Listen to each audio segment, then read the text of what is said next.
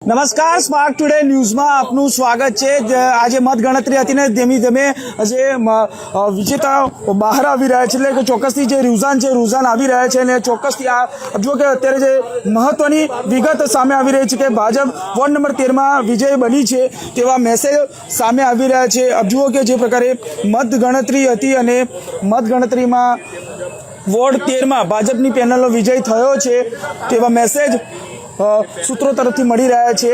हाल जुओ के जे प्रकारे मतगणतरी धीमे धीमे आगळ वधी रही है। वोर्ड 13 में 4 बैठक भाजपनो विजय थयो छे, जे कांग्रेस मुक्त वात हती अने तेमां हवे अब जुओ के जे प्रकारे माहिती मળી रही है पॉलिटेक्निक थी मतगणतरीनी जे शुरुआत हती अने ते शुरुआत थई अने धीमे धीमे अने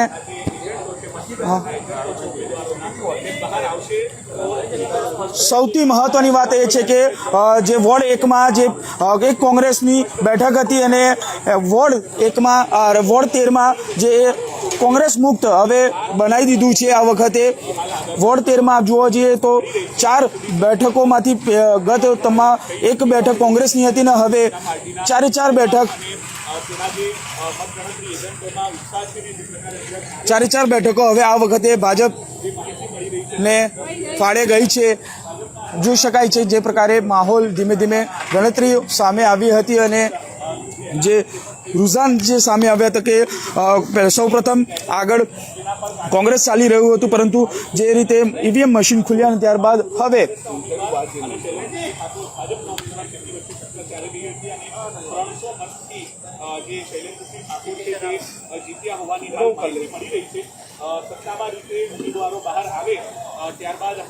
ખાસ કરીને આપ જુઓ કે જે પ્રકારે મતગણતરી સેન્ટર ચાલી રહ્યું છે ત્યાં પોલીસ કમિશનર નરસિંહ કુમાર પણ પહોંચ્યા છે।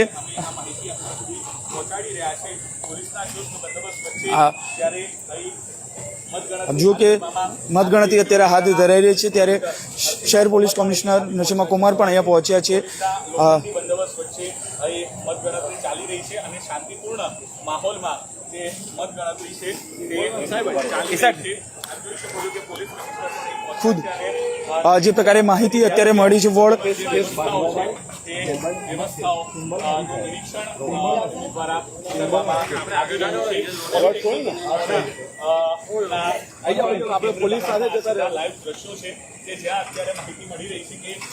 વોર્ડ નંબર 13માં આખી પેનલનો વિજય થયો છે। આ પ્રકારે જે માહિતી મળી રહી છે 4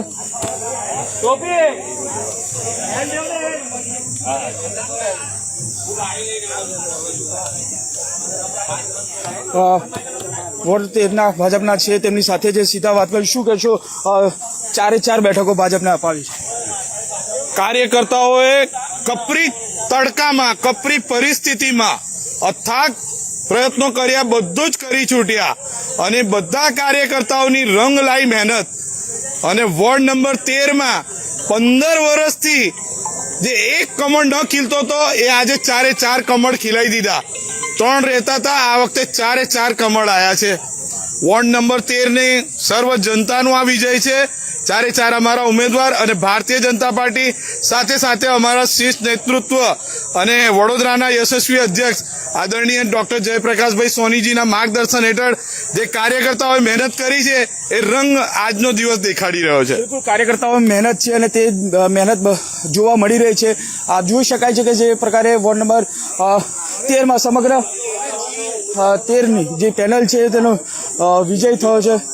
ત્યારે તમામ જુઓ કે ભાજપના તમામ જે કાર્યકર્તાઓએ જે તનતોડ મહેનત કરી હતી, છેલ્લા 3 ટર્મથી કોંગ્રેસની એક પેનલ આવતી હતી, ત્યારે હવે આ વખતે જે બોર્ડ બની રહ્યું છે તેમાં સૌપ્રથમ જે માહિતી આવી ગઈ છે કે તો વોર્ડ નંબર 13માં ભાજપની પેનલનો વિજય થયો છે। જે 3 ટર્મથી કોંગ્રેસના એક સીટ આવતી હતી અને તેમાં હવે આ વખતે ભાજપે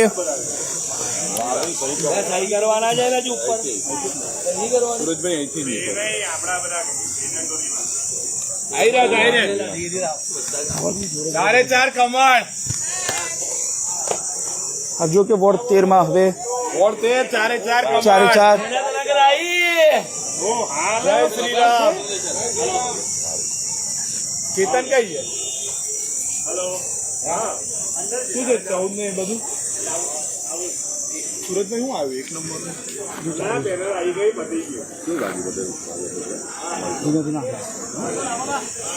જય સિયારામ. Thank you. હાલ જે રીતે માહિતી મળી રહી છે અને 4 પેનલ જે સીટો છે એ ભાજપને ફાળે ગઈ છે. કાર્યકર્તાઓ વર્તેના જે તનતોડ મહેનત કરી હતી આ વખતે નક્કી કરવામાં આવ્યું હતું કે કોંગ્રેસ મુક્ત બનાવવામાં આવે અને આ વોર્ડને તે કોંગ્રેસ મુક્ત બનાવવાની વાત હતી ને તે જોઈ શકાય છે કે હવે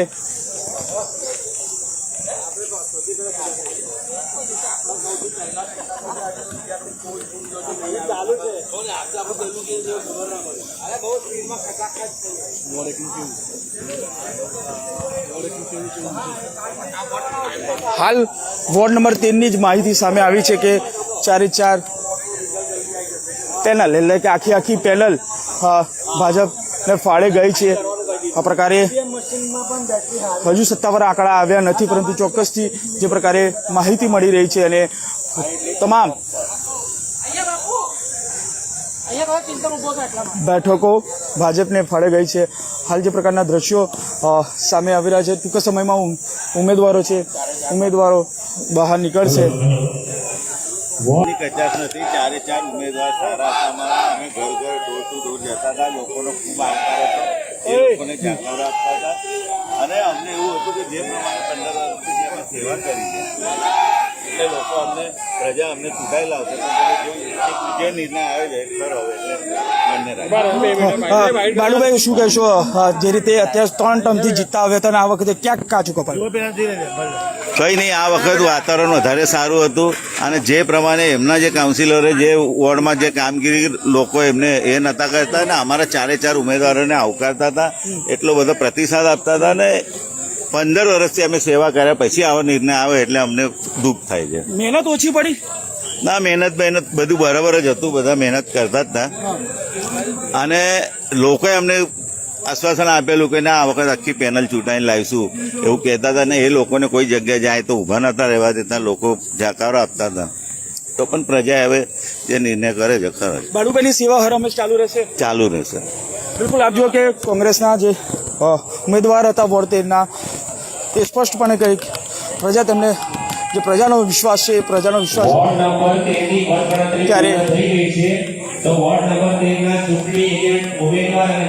હાલ આપ જુઓ કે હવે અન્ય વોર્ડની ગણતરી છે તે વોર્ડ 13માં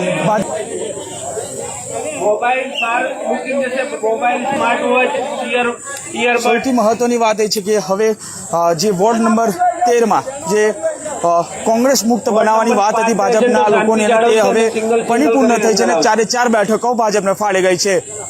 કેમેરામેન નિહાલની સાથે Surat Solanki, spark today news, Vadodara.